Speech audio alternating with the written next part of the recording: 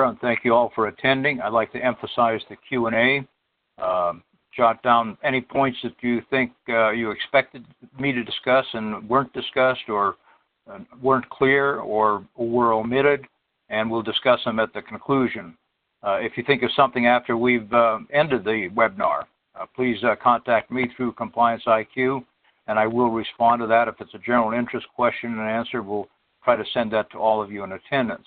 If you think of something months later, maybe when you're actually utilizing this information, please contact me through Compliance IQ or directly myself, and I will respond individually to those questions.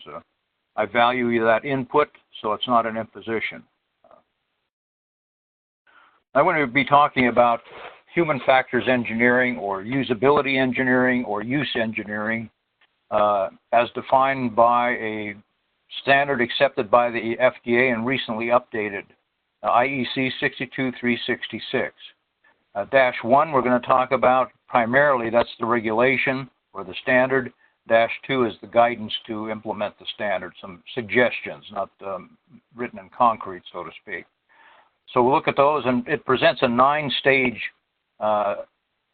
sequence of events to take place to improve the usability and safety, inherent safety of your device, your product. So it's an activity that would take place along with risk management, safety, patient risk management, as part of design control or design and development planning, and we'll discuss how that all fits together. So part 1 of that standard deals with the what, or the regulation. Part 2 deals with recommendations as to how to implement.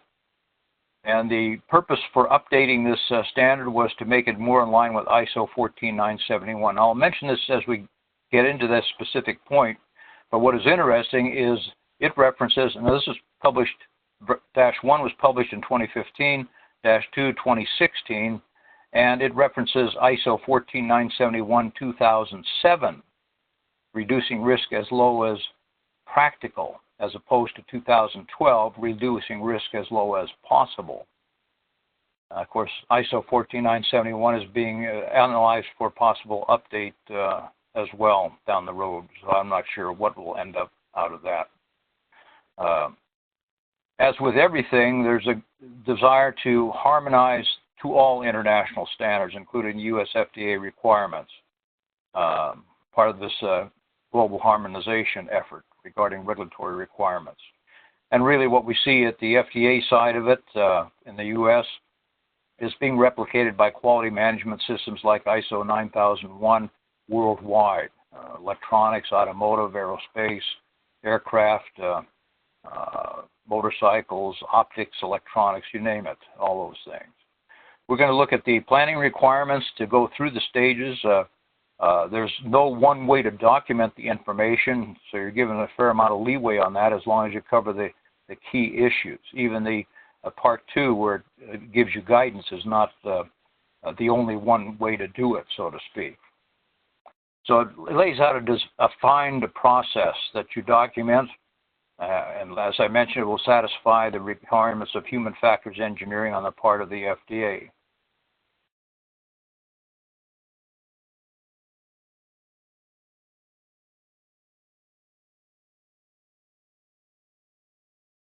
Now, if you were to order this document, this is pretty much what you'd see. So you begin to see the part 1, a couple of additions to it, and then part 2, the standard. I just put this in for just kind of general information. We're going to focus on part 1, as I mentioned, but this slide and next one talks about the difference between the two. Part 1 is IEC 62366-1, 2015. And it lays out a process, a 9-stage process, with an additional optional stage if you're dealing with an interface of unknown provenance. And we'll talk about that as we get into that. We're not going to spend a lot of time on that. But usability engineering, or use engineering, is the same thing or synonymous with the FDA's human factors engineering, which they've required as part of your design effort, if it's applicable, since approximately 2000. So there's nothing new here. What this standard lays out is a more systemized way of documenting your activity and leading you through various stages to end up with a product that is safer, more intuitive to use, less counterintuitive, if you will. And we do see products that are somewhat counterintuitive. So it's not a desire to rely upon labeling and instructions.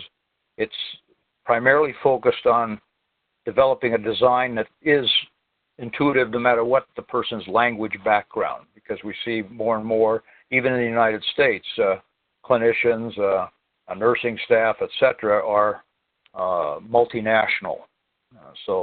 And more devices that were designed for prescription use under doctor's direction are some of them moving toward the home use. Again, opening up the requirement even further that material devices be more intuitive in their use. So you notice here it is used to identify but not assess or mitigate risks associated with abnormal use. It does not really address abnormal use, although you can use it to some degree, but there's no way to fully deal with intentional misuse. This is designed to deal with preventing or minimizing unintentional incorrect use. Now, Part 2, as I mentioned, is the guidance. It contains information to assist in complying with Part 1, and its formal title is IEC/TR Report 62366-2, 2016.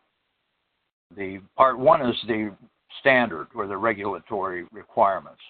Part 2 only provides guidance, recommended suggestions as to how to approach Part 1 and utilize Part 1 and what the committee intended in developing Part 1 or modifying Part 1.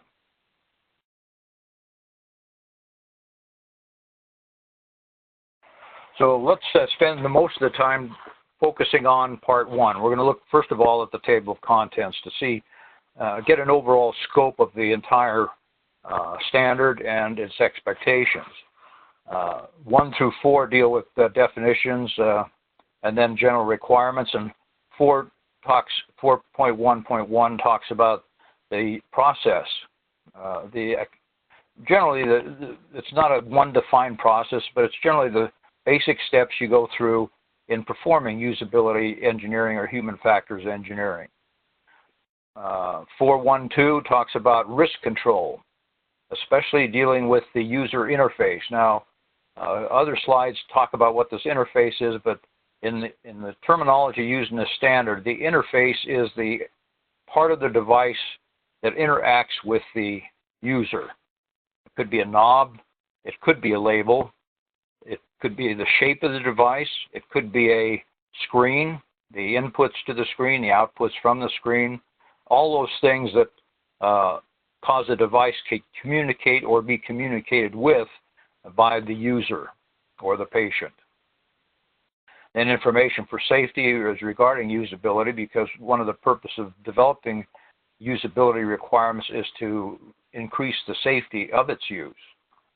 And then the end result of generating a usability engineering file, including the basically 9 stages of documentation generated during this process. Tailoring it to your company and needs of the particular device. And then what we're going to focus on is section 5, the 9 stages. Developing a use specification, identifying the user interface, and showing which parts of that relate to safety, and where potential use errors can occur, in developing use scenarios. We'll talk about that as one of the other stages. Stage number 3 is identifying known or foreseeable hazards or hazardous situation. Now, toward the end of this presentation, I'll talk about putting all this documentation together, because you're doing this, in most cases, you're doing this at the development of a new product or the major overhaul of an existing product.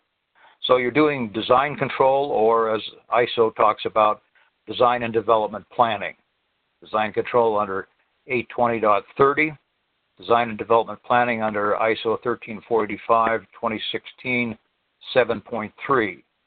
So you're doing use engineering, and you're using also risk management. This is device risk management to the patient and end user safety concerns.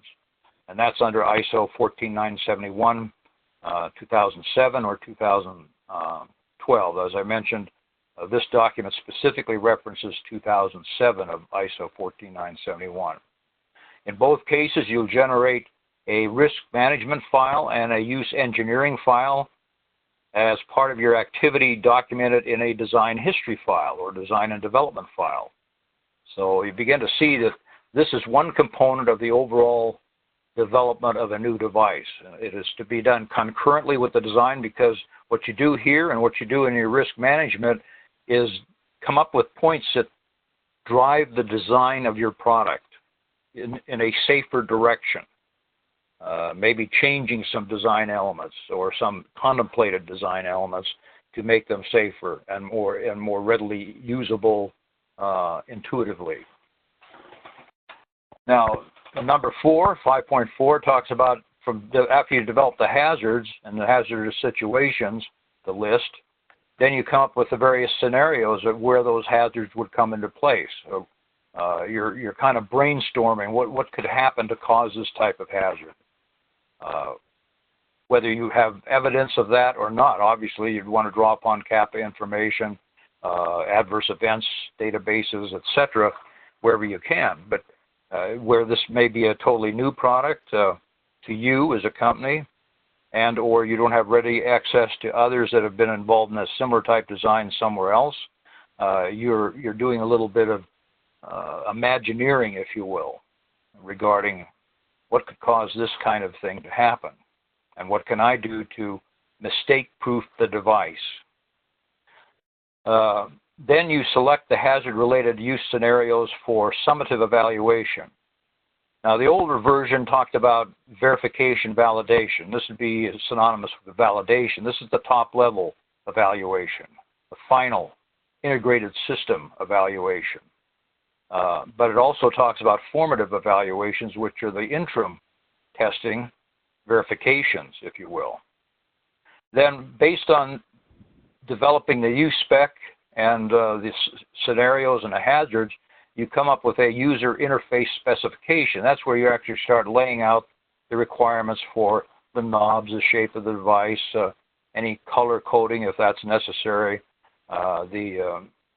maybe there's a screen interface, maybe touch screen, all those kind of things that are the way in which the device communicates with its outside environment and ultimately with the user, and the user communicates with it. So that's one of the key deliverables that you want to achieve by this exercise.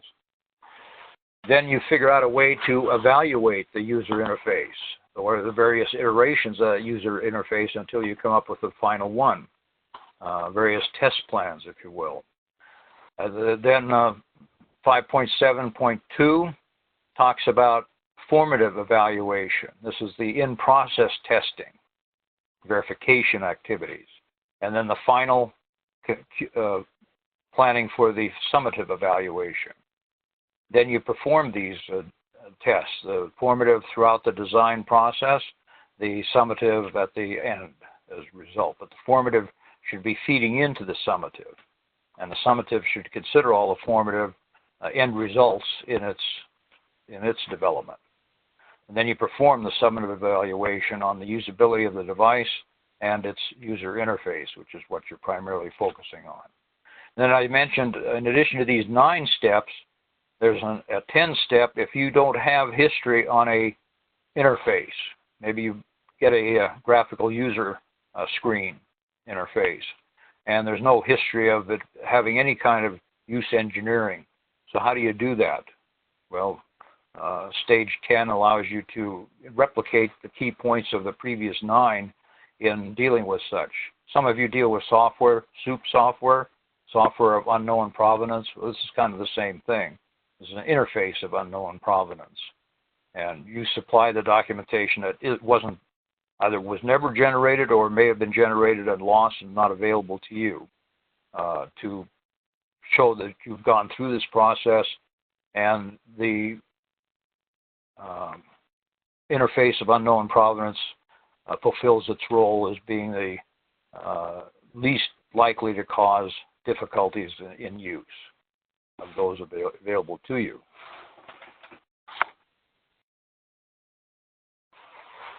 The standard has a table of contents continuing with annexes, some general guidance. This is in addition to the Part 2, which deals more in detail with some of the guidances, and the rationale for requirements in the particular areas of the standard. And then B provides some examples of hazardous situations to get your team's mind thinking along the right lines related to usability.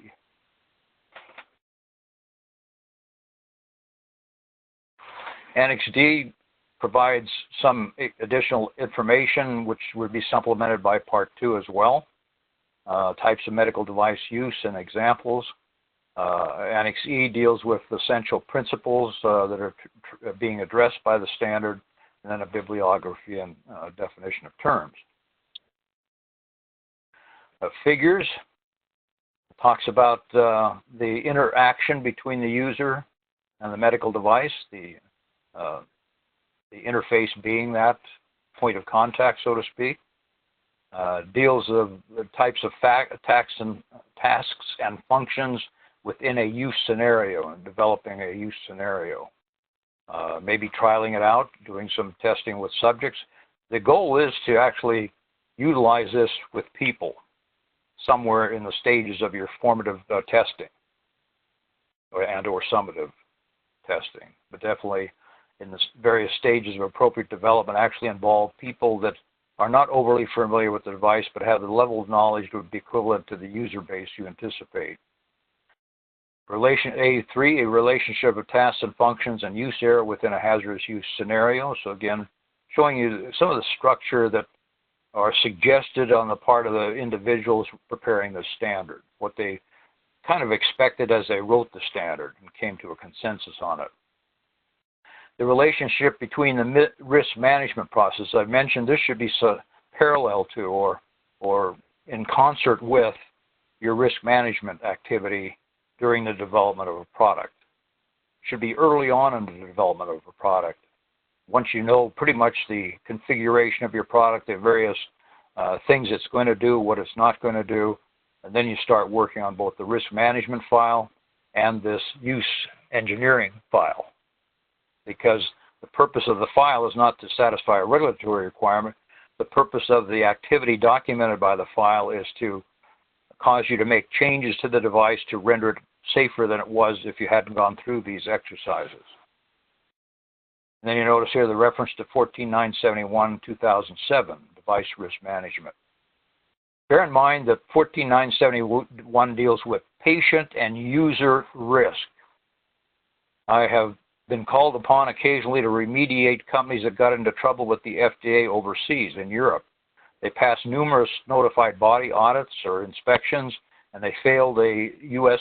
inspection because primarily their issue regarding their definition of risk and how it translated into things like CAPA, corrective and preventive action. ISO has a standard 31,000, I think it is, that defines risk all across the board. Financial risk, budget risk, schedule risk, etc. When the FDA talks about risk, when 14971 talks about risk specifically, if it says in the opening parts of 14971, this is dealing with patient risk, user risk. I had a lot of pushback from some companies in Europe on that until I showed them the actual line and verse, so to speak, of where that was stated. There's nothing. The company does have to consider, financial risk, and you as a project leader have to consider budget risks and schedule risks, etc. And they're real risks. But when we talk about 14971, when we talk about the FDA saying things are risk-based, they're talking about patient safety issues, risk to the patient, risk to the clinician handling the product, etc. And then some figure D1, some interrelationships between the different types of devices, all with the idea of helping you better understand the narrative. There's also tables dealing with glossary of terms, examples of harm due to risk caused by use errors or poor usability, and of course, tying this document to the essential principles or general safety and requirements of the medical device regulation or the old medical device directive, and similar type documents. As I mentioned, now you have IEC TR 62366-2, the guidance. And basically, it contains background information that provides guidance in implementing Part 1. It's only suggestions. It gives you an idea of the expectations of the team in developing Part 1 and 2, a better understanding where they're coming from and what the intent was, kind of almost like a preamble, so to speak, on the FDA's documents, and tutorial information. It is not binding, so it's suggestions. Okay. We're still continuing the table of contents in general. The standards together, but primarily our focus is on Part 1. It provides medical device manufacturers means by which to integrate usability engineering into the design process. And it recognizes that any device involving human interaction can be better developed and optimized by using these principles to reduce its threat to safety.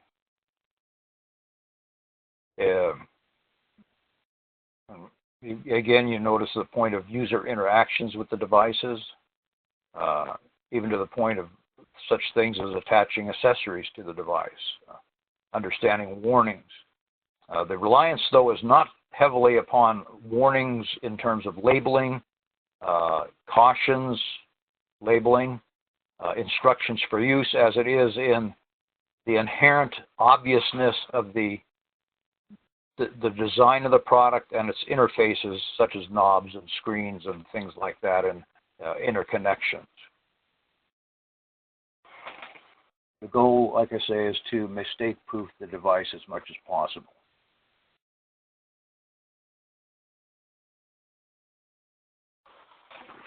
A little bit of background to, again, emphasize the goal of doing this.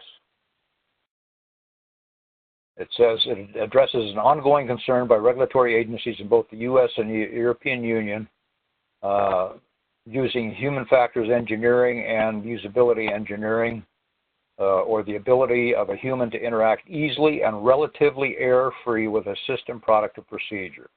That's the whole goal of this activity, to go through the various stages to the point where you've reduced or mitigated, if possible, any chance of human interaction with the device causing a problem.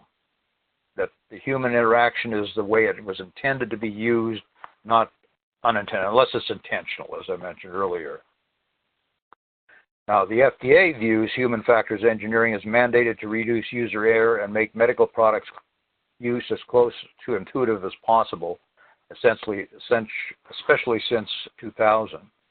I put this line in, obviously, the background of IEC doesn't address FDA directly, but obviously the FDA accepts this document because it does meet their requirements for human factors engineering, and it provides a good way in which to document your activity in doing human factors engineering, satisfying their guidance documents on that subject.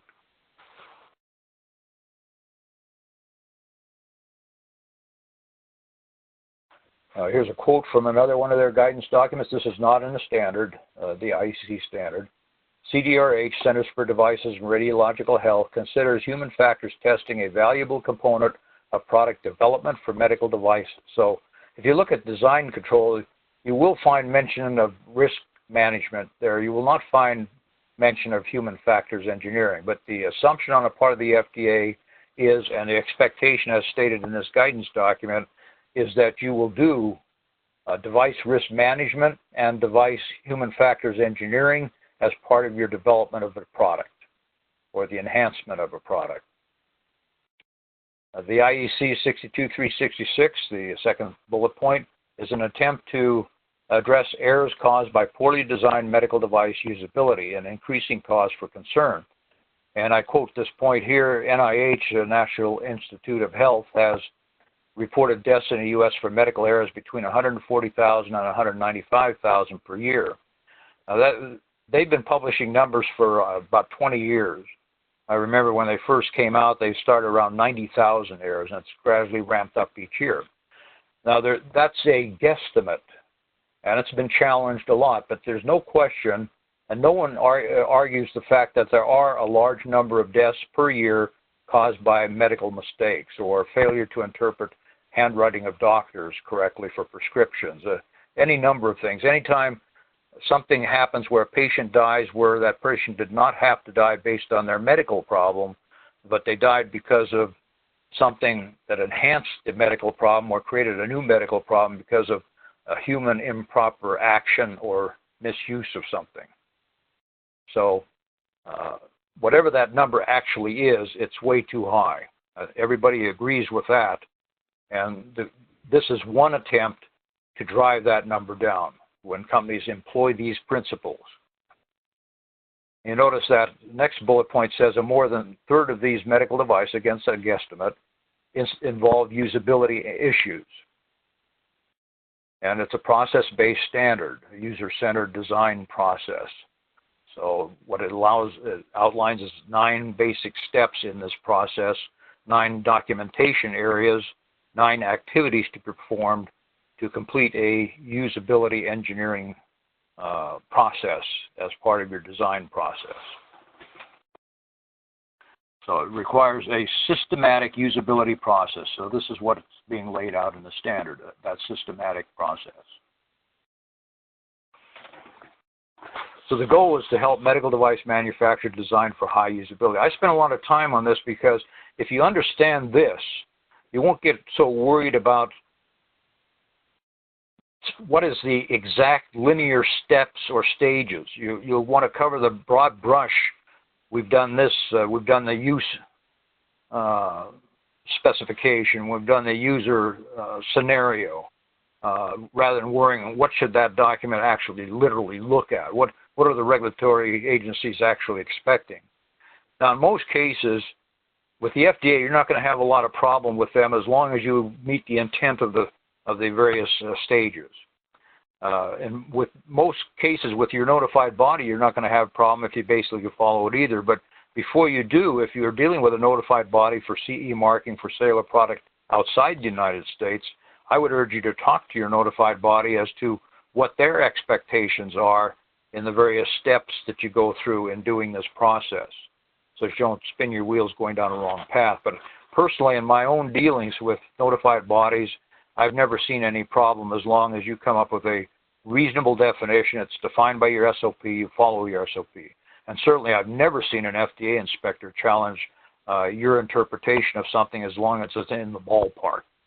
And you kind of define what's in the ballpark by not going way out in left field, but actually looking at the standard and trying to reasonably apply it without getting bogged down in definitions and nitpicking areas. Look at the intent of each area, document your activities in meeting that intent, and you will have no problem in fulfilling the requirements of this standard. Now, you notice here it does not apply to clinical decision making. Bear in mind that a doctor can use a product any way they want to do, an individual doctor. They can go off-label as much as they want to. You cannot, as a manufacturer, cannot publicize that, advertise that, or claim that. That's an off-label promotion of your device. It's illegal. But a doctor can take a device made for some other purpose and use it for a totally different purpose if they decide that clinically that would be a benefit to the patient. Hopefully they talk it over with the patient and get their okay for it beforehand, but the doctor does have that right. The individual doctor, you as a manufacturer do not have that right. You cannot go beyond the intended use in the FDA, which they have cleared through a 510K process or approved through a PMA process. Now, IEC 62366 does replace IEC or ISO 60601-1-6 dealing with medical electrical equipment safety. So to the degree that the electrical standard deals with safety issues, you take this as precedent over the 60601. But you notice here, 62366 deals with safety of all medical devices, not just electrical devices. But where it talks about electrical devices, it takes precedence over -1-6 of 60601. Manufacturers of medical electrical equipment who apply with IEC 60601-1-6 need also comply to IEC 62366 as part of IEC 60601-1, edition 3.1. So if you're dealing with that issue, be aware of this and adjust accordingly to that, including modifying your SOPs as necessary. Now, the goal of this new standard revision was to better harmonize it with other existing standards, both in the U.S. and overseas, mainly overseas, but by extension the United States. So it is used as a benchmark and accepted by both sides of the Atlantic. Now we're going to focus on -1. That's the regulatory requirements. That's the actual standard rather than the guidance to the standard. Part 2 is the guidance, and as I mentioned, that provides an indication of the intent of the committee and those that reviewed the document in the signatory stage. But it's not the only way something could be done. It provides an expected way, and if you do something different, you certainly want to make sure that you can justify that, preferably in your documentation. Now, in the standard, it brings this point out. Medical practice is increasingly using medical devices for observation and treatment of patients. Use errors caused by inadequate medical device usability have become an increasing cause for concern, like I mentioned that NIH study. Many of the medical devices developed without applying a usability engineering or human factors engineering process are non-intuitive, difficult to learn, and difficult to use. I'll give you an example. I've seen devices that have had knobs that, rather than turn lefty-loosey, righty-tighty, do the reverse because it interfaces better with the electronics. It's an easier engineering exercise. This is not designed to provide an easier engineering solution. This is designed to provide an easier intuitive use by a human of the device. It may be a more involved engineering solution to achieve that result. Let's continue with the discussion. As healthcare evolves, less skilled users, including patients themselves, are now using medical devices, and medical devices are becoming more complicated. The design of the user interface to achieve adequate usability requires a different process and skill set than that of the technical implementation of the user interface. The example I gave you about that knob turning. It may actually require more engineering design work to make the device more user-friendly. You're not to opt to the easiest engineering solution if that results in a counterintuitive use environment or use interface. Continuing the usability engineering process is intended to identify and minimize use errors and thereby reduce use-associated risks, patient risks, health risks, safety risks. Some, but not all, forms of incorrect use are suited to control by the manufacturer. This is in the design stage. The usability engineering process is related to risk management processes indicated in Figure A4. So again, in your design and development of a product, you are expected on both sides of the Atlantic to do risk management, device risk management for patient safety, ISO 14971, and use engineering or human factors engineering leading to ease of use and increased safety under IEC 62366 Part 1. So both of those activities would be as part of your design control process / design and development process and would be outlined or contained or referenced in your resulting design history file / design and development file. Maybe this would be a subset of that, as would risk management be a subset of that.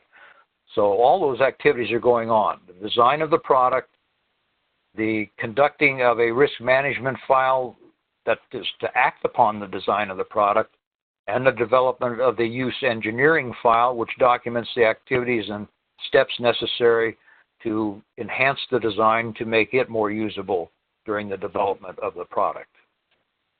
I'll have a slide toward the end that kind of puts that all together as well, but that's where this fits into the scheme of things when you're developing a product. And you notice here, again, the standard says high reliance on the linkage to ISO 14971-2007, reducing risk as low as practical, not as low as possible. Although we should be trying for both, really.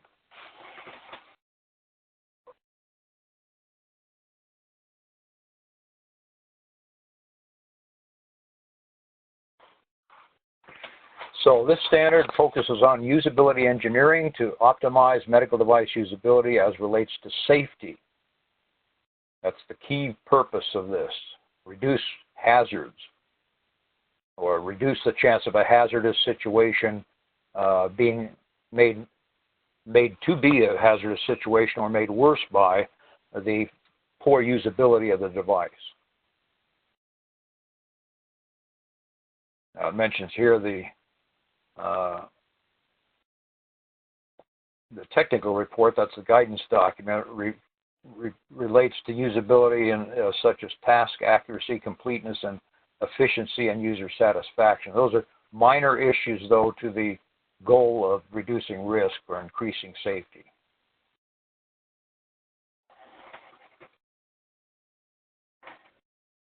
So the end result, after going through this process outlined by the 9 stages, is an easier to use device, safer connections between the device and its accessories, easier to read controls and displays or symbols, better user understanding of the device's status and operation, its output, it's where it's at in the sequence of events acting upon the patient, better user understanding of a patient's current medical condition. All of those have to do with what this activity should enhance. So not just the use of the device, but its status, where it's at in the stage of its use, and any output it provides as to medical information pertaining to the patient. However you define that. As a result, you'll be looking at things like alarm signals, maintenance and repair issues. These are corollaries. Reduced user reliance on user manuals. That should be a given. Reduced need for user training and retraining. Another given. Reduced risk of use error. Another given. Reduced risk of adverse events and reduced risk of product recalls. So I'd say the first couple of ones are a little more minor, although they are reflected in how the product ultimately presents itself as safe and effective to the patient.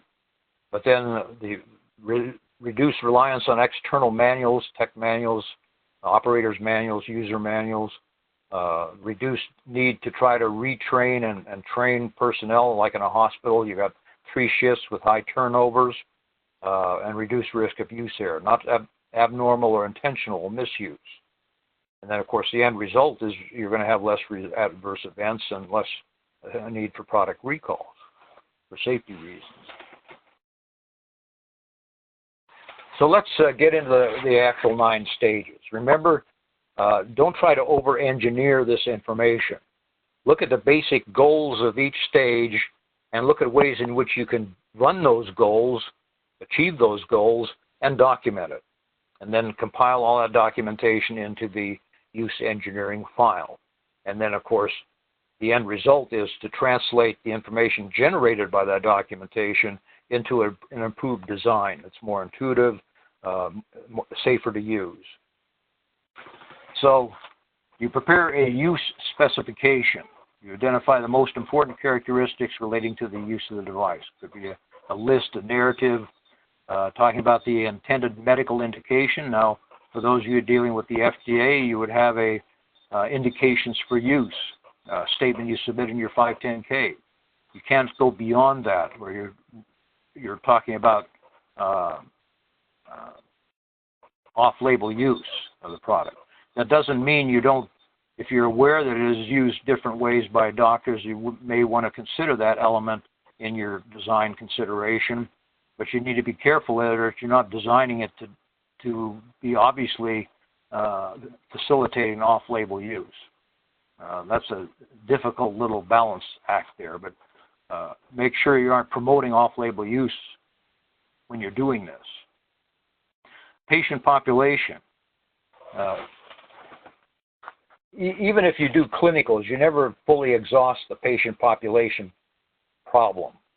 You may run 100, 500, 1,000 people, but that's nowhere near the hundreds of thousands and or millions that may be using your product in terms of their age groups, their nationalities, or race, their gender, all of these things.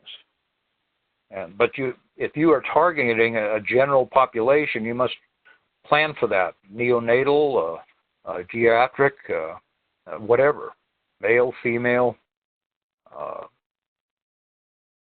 various mental capabilities, if that's where your product would have a use.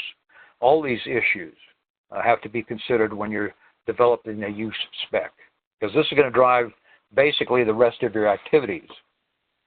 Intended user profile, conditions of use, whether body contact, use environment such as a trauma environment, confusion among the staff, a lot of activity going on, or is it more of a ICU environment, whatever. Devices operating principles, and even things like electrical versus, 110 volt versus 9 volt battery. The 110 volt would be more likely to shock somebody, but the 9 volt may give alarm problems. So there's all kinds of considerations here, and they aren't obviously intuitive in terms of just thinking it through the possible use environment and what it could lead to. But you start out with the use specification, outlining as many of these things as you possibly think of.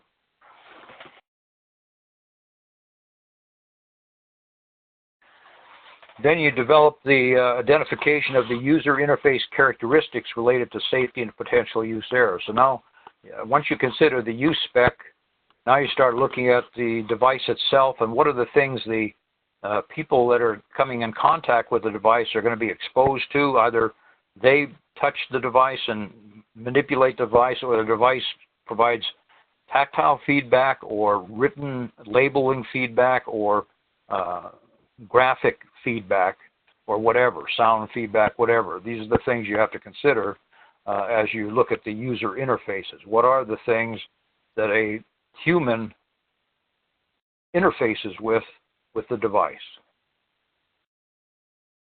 The goal here is to identify poor design and usability of frequently used functions for seriousness of impact on safety by either increasing the probability of use errors.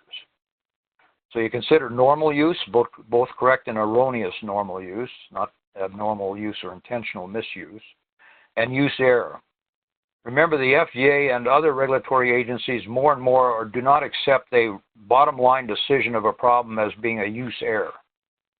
If you find it's a use error, usually the finger points back to you that there's a design problem here, because your goal is to eliminate or substantially reduce use error by the means of mistake-proofing that device. So you notice here, abnormal use or intentional misuse is not the purpose of this is not addressed by this standard. You can't possibly address that. If you're aware of something that you can, well, fine. But in most cases, that's not a possibility. Step number 3 is to identify known or foreseeable hazards and hazardous situations. Here's where we do a little brainstorming.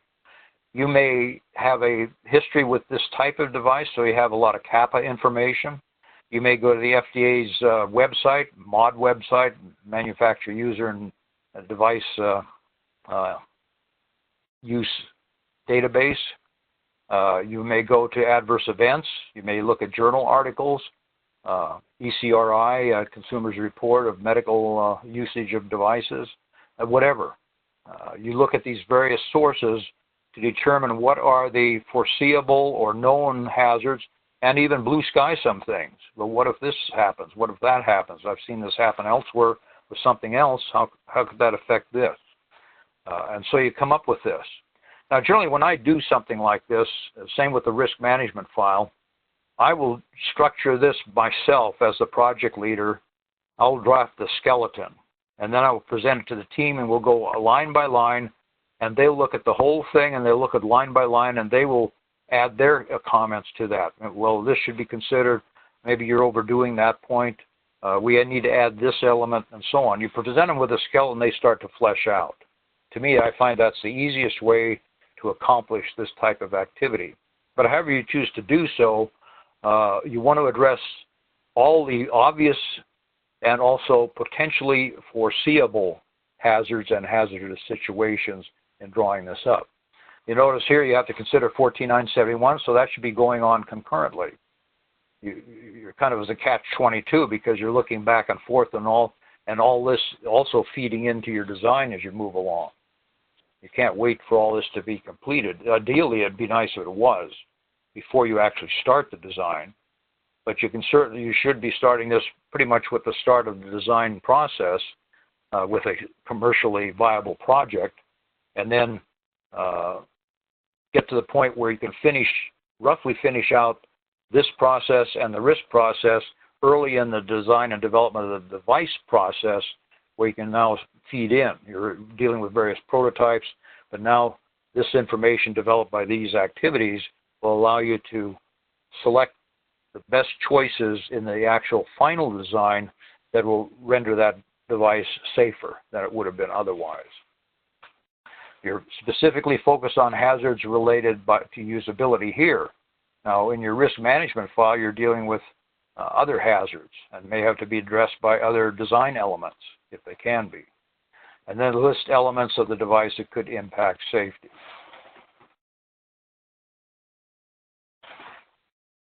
The usability engineering process, now stage 4, various elements. Here you're developing a use scenario. Now you develop the use spec, and you understand some of the usability hazards. So what are the activities, the steps, the sequences that a person or persons could go through that would lead to that problem? And now what can I do from the design standpoint to alleviate that or minimize that possibility of even happening? So here again, no matter what you see in writing in the standards, you're going to have to apply a certain amount of your own initiative to this to determine the environment your specific product would have.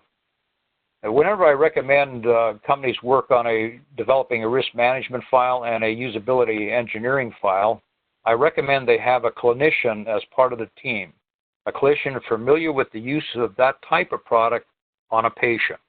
Maybe they've done it themselves or they have a lot of familiarity with it. Most large corporations usually have a member of the board that has this ability, a registered nurse, a doctor, or other clinician. A smaller company may or may not, may have an employee that has that background, or they may have to hire a consultant to come in and be part of the team for the duration or for certain parts of the team to bring that type of background to bear. But here's where they'd be needed definitely. Try to develop a scenario where it's used in this manner, and when it's used in this manner, these things can happen.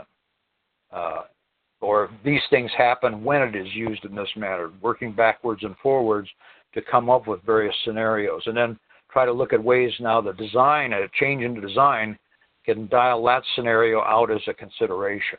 Get rid of that scenario.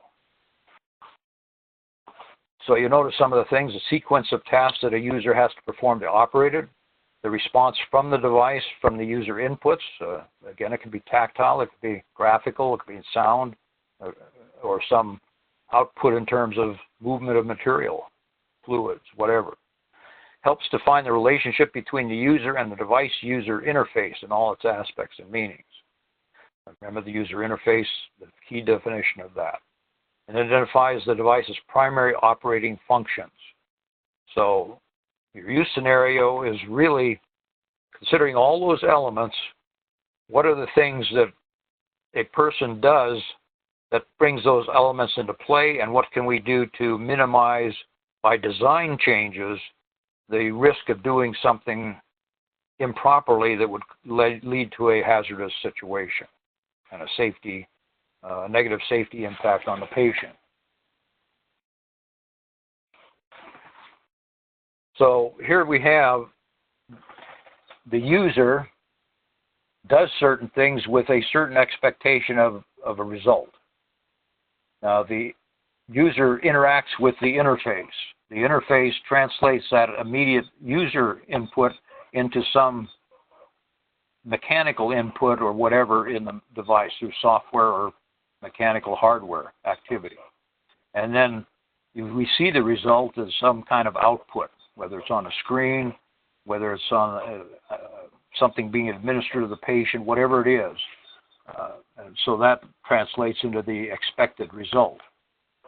Now, not only can the result be expected, but there's a possibility it may result in a fault with the device, and perhaps a fault code and a cease of operation, an incorrect user input, or an incorrect user interpretation of device output. So these are areas that need to be looked at as part of the scenario and then mitigated to the degree that you can.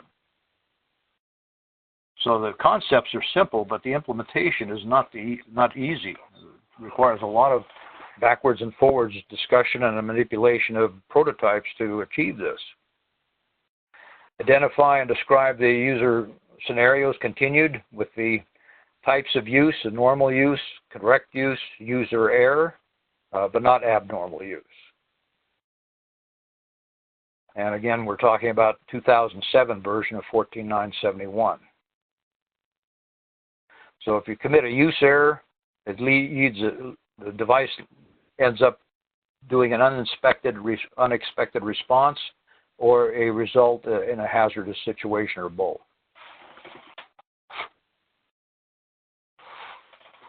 Number 5, now you develop the use scenarios for summative evaluation. In other words, the steps you're going to go through in your final validation of the device. So you repeat and expand the hazard-related use scenarios performed previously. You look at this from the standpoint of the finished device. You may have been developing some formative tests in process for components, but now you have all the components together. You're developing a summative evaluation format. Describe the user interface requirements for the primary operating functions and testable requirements for usability verification. Define and describe use scenarios and create testable usability goals. In other words, measurable goals that you can come up with a pass-fail criteria, binary result in most cases. Prepare the user interface specification. Number 6, derive the user interface specification from the use specification and the safety and use errors and hazards. So now you're specifying the actual specification of the interface itself, not the general use of the product and the situations it'll be exposed to or can develop from its use. But now what part does the interface play in this and or mitigating these things? Describe the user interface requirements from the primary operating functions. Define its testable requirements, testable metrics. The device's user interface is designed from the user interface specification. So you've developed some of those previously. You're working toward the end goal here. And here's a definition, which we've mentioned several times already. The interface in this standard refers to all parts of the device a user interface interacts with, including labeling. It is not just the visual display or touchscreen, as they do call that a graphical user interface. But it's not just that, it's everything.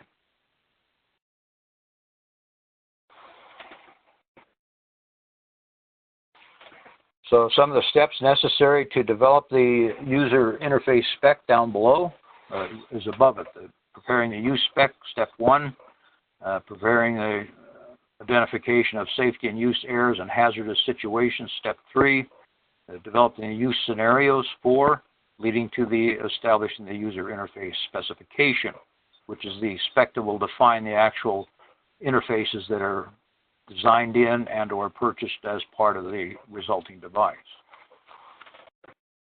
Number 7, establish the user interface evaluation plan. This will be summative and formative testing. Plan the user interface evaluation plan usability tests. Formulate evaluation planning through the design and development process. So various places where you would challenge these things or to determine are you reaching the goal you have by the design at that point in time, the prototype at that point in time. Summative or final or validated evaluation planning, integration of the complete product, evaluation at the use and feel level. Prepare usability validation plans, create test plans to show how the device is to be validated, describe how the usability of the device's primary operating functions will be verified or validated. That'd be a part of your formative evaluations. Specify the predetermined acceptance success criteria. This is a big one with the FDA. We don't test into acceptance. We establish what we want to meet beforehand, and we test to make sure it meets that, or back to the drawing board until we get it to meet that requirement. And then specify test users and test use cases and scripts and scenarios. And these are going to vary tremendously depending on what you're dealing with, whether the use environment, the device itself, its intended use, etc. So then establish the user interface evaluation plan, 5.7. You develop the usability tests, you plan the formative or in-process tests or design evaluation, and the final validated type summative evaluation, and select scenarios to add to that, to run that.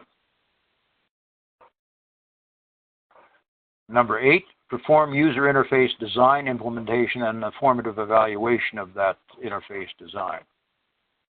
Now this is an interface that's mentioned here singular, but it's made of many elements depending on what your device is. It may be one item, but in most cases it's a whole series of items, all of which are part of that interface we talked about earlier. So the device's user interface is designed from the user interface specification. And that, of course, was generated from those previous activities. Verify the design against its usability specification. Redesign, re-verify as necessary. Can also be done by an expert reviewer by testing with users. Of course, you have your design reviews. This would be kind of similar to that, and you're under design control. And a lot of this might be in correlation with the other activities under design control. But you want to make sure you're achieving the results of user safety, ease of use, intuitive use by doing these things, being aware of this being separate from the other, even though it's contributing to the other overall product design. Number 9, perform the summative or the validation evaluation of the user interface. Repeat, expand, or develop the V&V, verification, validation test cases at the design component level to the summative integrated user field level, final level. And you need to include people and users in the summative. I've bolded that and put it in red because one of the key points of this standard is that you involve people in this. Not trained engineers, not trained technicians, but the type of people with the type of background who will actually use this would have the same kind of training. So if you're dealing with a patient using it themselves at home, you'd have everyday people running it. And hopefully realizing they might have different language skills. So you wouldn't be relying on the training and the manuals and the labeling as much as you would be the intuitiveness of the design. And the same applies elsewhere.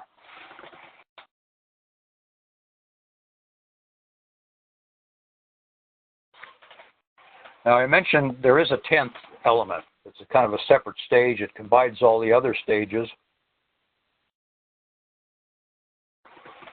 This is where you have an interface of unknown provenance, unknown background. You may know where you buy it from. You may know it's that source, but you don't have access to any kind of use engineering studies on it. The supplier doesn't have them or aren't willing to give them to you. You've never run it yourself. So you've got this thing. It looks like it's going to do what you want it to do. So you're required to do these things. Develop the use spec, review any information available on the market regarding that product, CAPA studies, if that's available to you, develop and or review device hazards and hazardous situations. Perhaps that's available from the MAUDE and other databases on the FDA. Implement risk control measures as required, and perform residual risk evaluation. This is some of that would be under your 14971, and then it refers to your Annex C in the standard, which outlines basically those steps.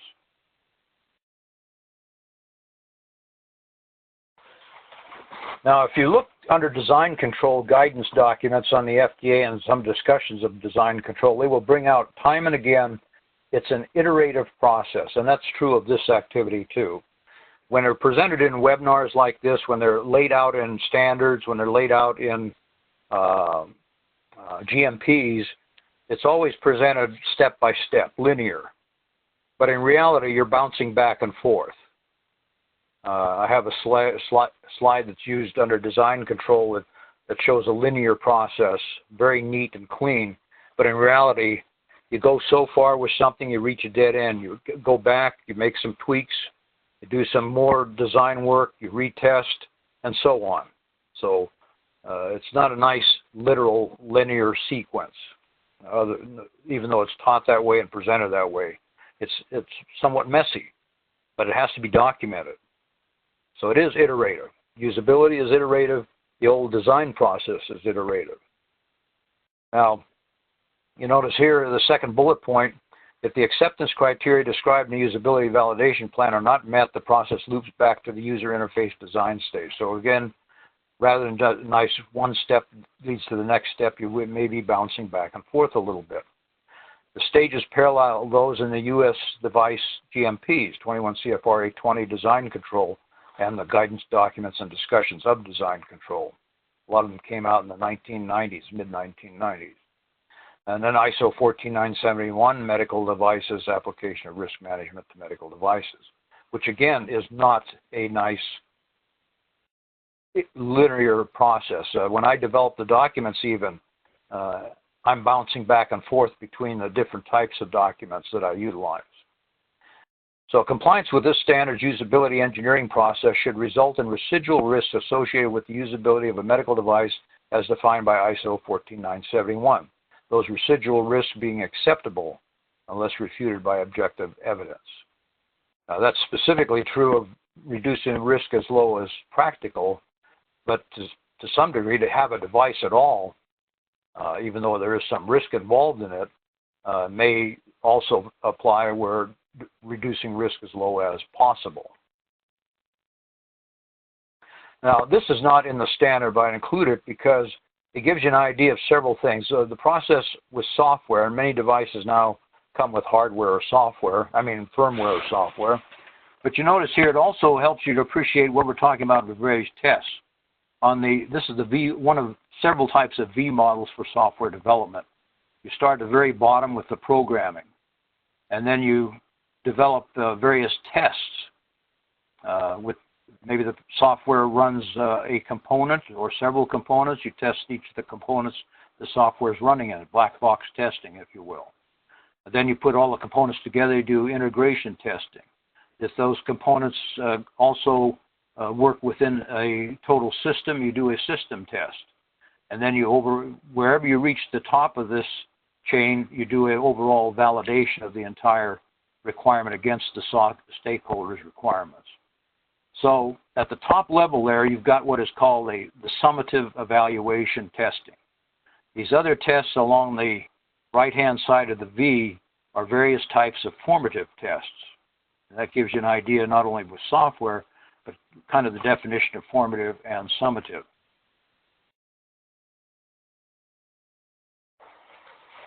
So basically what we talk about here is this slide sums up all the previous slides dealing with the 9 stages.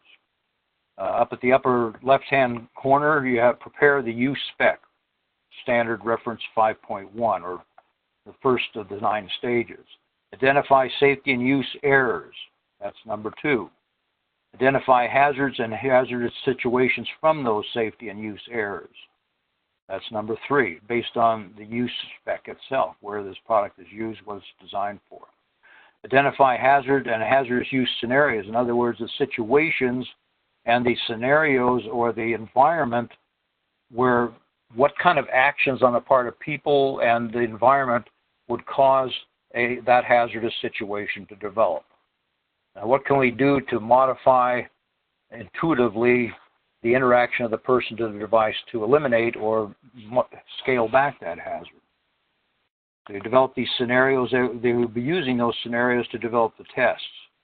Select scenarios for summative evaluation. That's the final evaluation. Establish user interface specification. And that's for all the elements of that interface, which are actually usually a plural, several of them. And establish user interface evaluation plan, number 7. And that means usability verification tests, which would be formative evaluation of the design, and then the summative evaluation of the final full design. And then you'd perform user interface design implementation, that's number 8, and then the formative evaluation and the summative. So that's the end result, the working prototype, the actual pre-manufacturing, 99.9% their prototype. And if you can, to the actual item, if you're that sure of the design at that point in time by the activity under 5.7.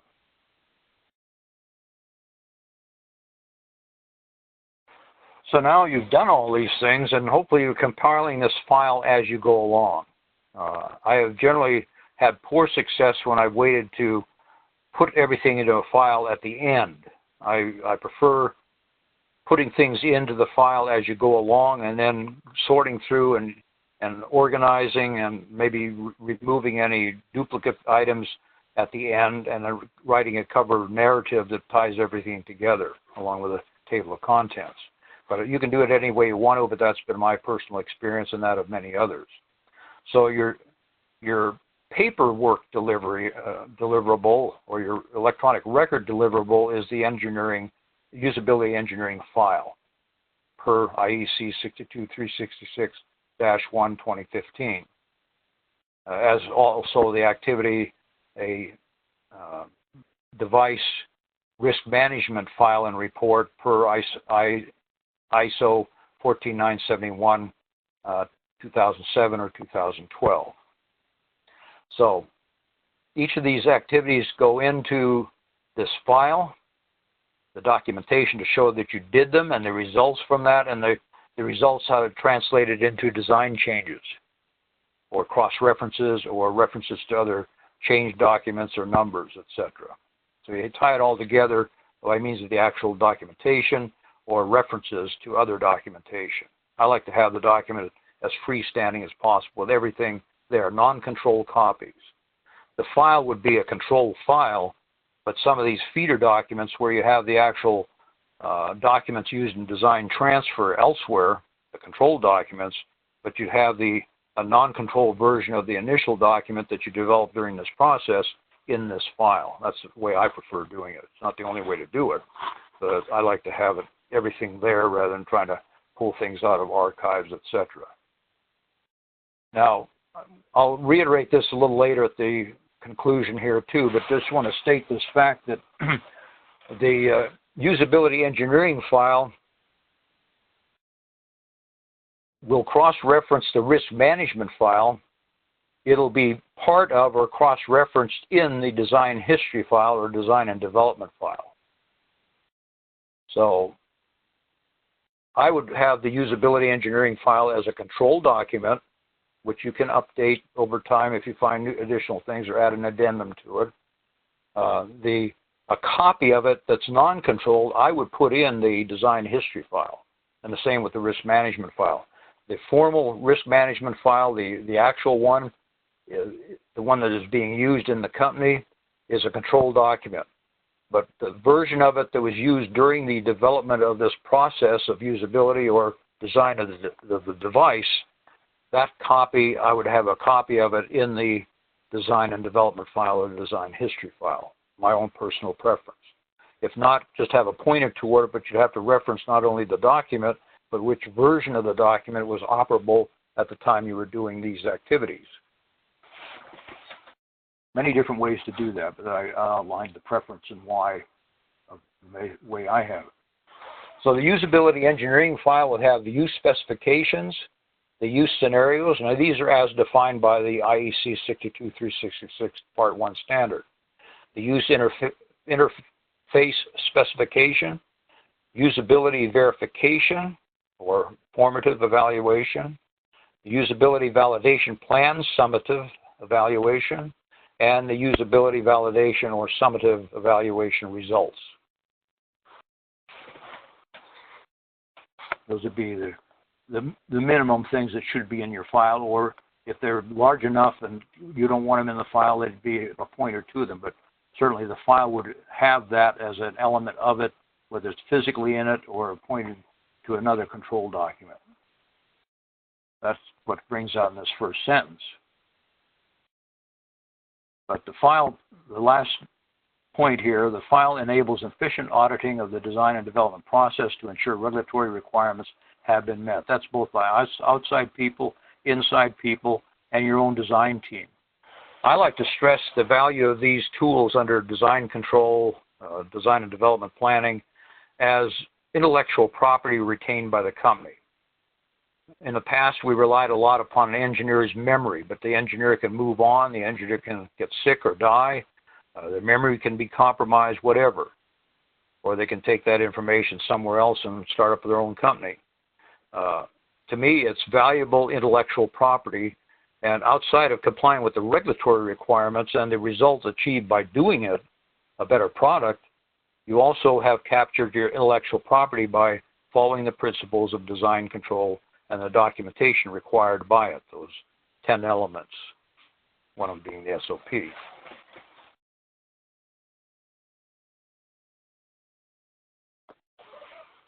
So, to reiterate, when you're developing a product, you're defining the development of that product in your design history file. You determine a start date. Usually the start date is when you commit serious money as a company to an R&D project to commercialize it. So you start design control, and where you control all the changes to your product under simple methods but double-check methods so you don't introduce serious problems into it. Concurrent with that, you do risk management under 14971 and use engineering under IEC 62366-1. So you're doing those activities. You're doing the risk management and the use engineering early on so that you're in a position when you're starting to, in your R&D development, maybe you're starting to isolate the kinds of materials you're going to use. Maybe they have to be biocompatible, sterilizable, etc. So you're starting to do a lot of this preliminary work, but you're also have a design in mind. R&D is at least giving you some rough idea, some kludge, if you will, of the actual device. It may not be anywhere near the finished device, but it's a functional proof of principle device. So you kind of know what you're shooting for, you kind of know the other areas, and so you start working on these two other files along with adding to your design and development file. As you continue along, you finish out your device risk management file and most of your human factors file, and you start using that information to feed in the continuing design of your device. As the design matures, you may find you're fleshing out a little bit more of your human factors engineering. Maybe you're not quite ready to do the final summative evaluation because you haven't developed a working prototype that clearly reflects the finished device or the actual device that you're going to test on people. People are not a clinical trial, but a usability trial. The difference there. So that's kind of the way things go, and you begin to see it's not a nice, clean, linear process.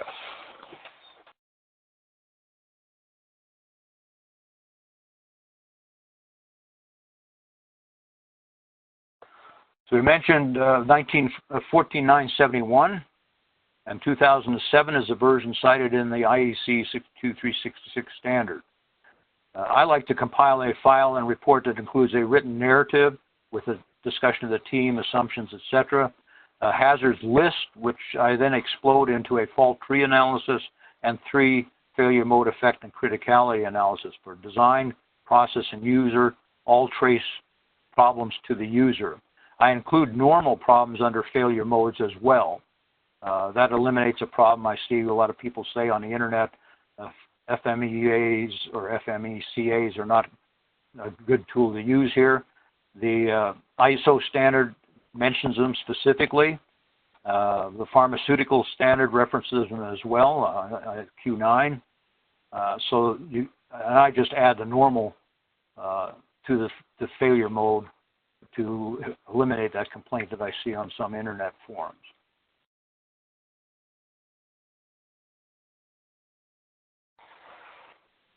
The risk management process using 14971, some of the things to take into consideration are listed here. We mentioned them briefly, but bear in mind, risk here is defined as patient-clinician risk. Some of the things to consider in putting in the file, you're given a lot of leeway as to what you choose. I mentioned the fault tree analysis and a user for MECA and design and process for MECA, and include software in those for MECA. I used to include a separate software one. Now I include software in each of those applicable ones. So you do your hazard analysis, then you explode that into your fault tree analysis. This is an example of that, and you can see examples on the internet, Google fault tree analysis. And same with failure mode effect analysis or failure mode and criticality analysis. I define the differences being an incorporation of the risk priority numbers, probability of occurrence, severity of occurrence, and effectiveness of control to prevent that issue. There's an example, and I address normal under the fault by having either failure or normal. These are all listed as failures, but normal might be the normal use of the product, and maybe a person has an allergic reaction they're not aware of. We talked about what are living documents. To me, each of those documents would be living documents, but copies of them would be non-controlled or non-living documents included in the overall design file as a point of reference. So it's up to you to determine which are, but to me, they should be updated as you get feedback from the field, complaints, CAPA information, validation information, etc. So they'd be under document control. We talked a little about product validation here. Here's that slide I was telling you about that was used in design control by Kim Troutman in the 1996-97 transition to design control 820.30. And you notice here, it's pictured as a nice linear process from upper left to lower right. User needs are developed into requirements. The requirements are met by various elements in the design and the material and the components in the device design. They're verified as to meeting those requirements. It might be biocompatibility testing, shake and drop testing, cross-country shipping testing, functional testing, bench testing, clinical testing possibly. All those tests are verifications, and the sum total of the tests prove that the user needs have been met by the resulting device. That proves it's validated. The validation package would include all those verifications. That's the way I define this process. And each of these steps are subject to reviews, formal reviews with an uninterested third party as a member of that review team. The design history file has 10 components. As defined in 820, there's 9 listed plus the reference to a control SOP in the narrative. So you have the planning, which I use a Gantt chart to do, design input, design output. I spend a lot of time with companies defining which is which, and if you read the guidance documents, you'll say an input will lead to an output, which becomes a further input, which leads to a further output, and so on. You determine where you want to put those inputs and outputs. Maybe it's just the final output and all the other inputs that lead to a final output we can include in the output. It's up to you how you want to list them, but I spend a lot of time helping companies come up with their own definitions of what is a design input and what is a design output. And the design reviews, the verifications, validations, as we mentioned, the transfer of documentation, the formal documentation to the production area for formal production, Design changes throughout being controlled. That's the purpose of this. Leading all documented in a design history file, and of course defined by your SOP. And ISO 13485:2016 lists the same elements and actually lists all 10 under 7.3 Design and Development Planning. So here's a case where they've actually replicated the GMPs. So from what we've been talking about today, you're working on a subset of the overall design of a product documented in a design history file / design and development file. Now that subset is a series of activities documented in a device risk management file, which can be part of your design history file or a separate document or referenced in it or a sample copy included in it. And also a usability human factors engineering file, which is what we've been focused on today, is held the same way, either a copy put in the design history file or referenced by the design history file under its own separate control number and held by document control or circulated among engineering or however it's used, but it's a controlled document separate from but with a non-controlled version in the file or a reference to the controlled version which is separate from the file. My preference being including a sample non-controlled copies of both in the file, the design history file. So you've got a usability file, a device risk management file, all contributing to the development of a product defined in the design history file. Hope that's not too confusing. Once you go through it, it'll clear up. Well, that concludes my portion of this discussion. What we'd like to do now is give our attention back to Sarah, who will open this up to Q&A. Thank you